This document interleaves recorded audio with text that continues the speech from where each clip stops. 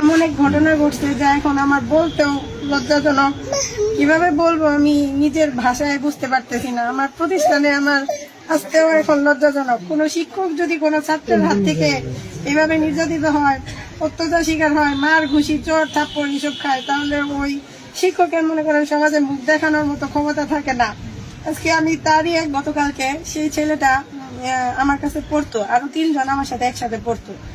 তারা কিছুদিন আমার কাছে পড়ছে, পরে হঠাৎ করে প্রাইভেটে যায় না। তাদের বেসে একজন সাথে যাইতো, সে হঠাৎ করে বৃষ্টির দিন একদিন আমার কাছে গেছে, যে বলতেছে ম্যাডাম প্রাইভেট পড়বো, আসছি আমি। পরে আমি বললাম যে আর বাকি 2 জন আছে, ওই বাকি 2 জন কোথায়, ওই 2 জনকে নিয়ে আসো।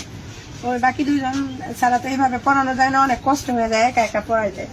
তো ছেলে বললো স্যার ম্যাডাম মেহেদি আসে না তো, দপ্তরির ছেলে, ম্যাডাম আপনি একটু তারে ফোন দেন, ফোন দিয়ে আপনি একটু জিজ্ঞেস করেন যে কেন আসে না। পরে আমি বললাম যে আচ্ছা ঠিক আছে দাও, আমি ফোন দিই। ফোন দিছি, ফোন দিয়ে বললাম এইভাবে যে আসো না, সায়েন্সের পড়া তোমরা তো পারবা না, একদিন স্কুলে আসো, 7 দিন স্কুলে আসো না, কিভাবে পড়বা? যদি পরীক্ষায় ফেল করো তাহলে কিন্তু আমি পাশ করাই দিতে পারবো না। তোমার আব্বা 1000 রিকোয়েস্ট করেও যদি যে আমার ছেলেটারে পাশ করাই দিন, আমি কিন্তু তোমার পাশ করাই দিব না।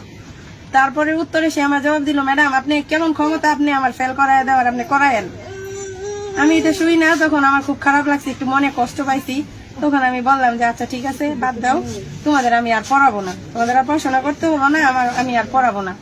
এই বিষয়টা নিয়ে আমি আর স্কুলের হেড স্যারও বলি নাই, কোনো টিচারদের কারো সাথে শেয়ার করি নাই যে থাক বাচ্চা মানুষ বলছেই তো ওদের আমি পড়াবো না, ওরা যদি ভালোভাবে পড়াশোনা না করে তাহলে আমার করার কিছু নাই, থাক।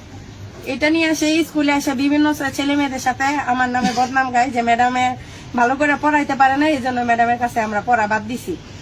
তো এই যাদের কাছে বলছে সেই ছেলেমেয়েরা আমার মাঠে আইসা অনেকগুলো আমার বলছে, তখন আমার খারাপ লাগছে। তখন আমি ছেলেটারে ডাক দিছি, ডাক দিয়া যে মেহেদি শোনো, তুমি আমাকে এইসব কথা বলো কেন? একটা ম্যাডামের কাছে তোমার পড়তে নাই ভালো লাগতে পারে, পড়বা না, ভালো কথা, পড়াশোনা করবা না, তাই বলে তুমি ম্যাডামের নামে এইসব বাজে বাজে কথা বদনাম করবা, এগুলো তো ঠিক না। তো বললাম ওখানে ক্লাস 10 এর স্টুডেন্ট 2 জন, রাহাত আর খালিদ, ওরা 2 জন ওইখানে উপস্থিত ছিল। তারা তার কথাটা শুনছে, শুই না মানে রাহাত আর খালিদ তার চাচাতো ভাই বাস স্ট্যান্ডের, আমি চিনিও না, তাদের কাছে শেয়ার করছে যে আমাদের ক্লাসের ছোট ভাইরা যদি এরকম করে তাহলে কেমনে, আমাদের কথাও তো শোনে না, স্কুলের স্যার ম্যাডামদের সাথেও বেয়াদবি করে। তারপর জুবাইর নাকি জানি নাম, ওই ছেলেটা আইসা স্কুলে ওই মেহেদিকে ডাইকা নেয়, ক্লাস থেকে ডাইকা নিয়ে তাকে অনেক কিছু নাকি বলে যে আমরা জীবনেও স্যারদের সাথে এভাবে করি না, বিগত কত বছর হয়েছে আমরা রাস্তা দিয়ে সাইকেল চালায় যখন আমরা স্কুলে যখন গেছি, স্যারদের সামনে পাইছি, আমরা সাইকেল থেকে নাই সালাম দিয়ে হাইটে আমরা গেছি, এতটুকু সম্মান করছি, আর তোমরা স্যার ম্যাডামদের সম্মান করো না, বড় ক্লাসে সিনিয়রদের ছেলেদের মানো না, এগুলো বললে অনেক কিছু বলছে। তখন হঠাৎ আমি বারান্দায় ছিলাম দাঁড়ায়া, তখন বাংলা ম্যাডাম আর রোকেয়া ম্যাডাম, সমাজ ম্যাডাম, আমাদের 2টা ম্যাডাম আছে, উনি আমাকে বলতেছে হঠাৎ যায় যে ম্যাডাম বাস স্ট্যান্ডের ছেলে মেয়েদের সাথে বিচার দেয়া এটা তো ঠিক হয় না, এটা আপনার কাজটা, আর আপনি নাকি সব স্কুলের স্টুডেন্টদের বলছেন যে আমার কাছে প্রাইভেট পড়লে তোদের আমি নাম্বার দিব, আমার কাছে প্রাইভেট না পড়লে আমি তোমার নাম্বার দিব না।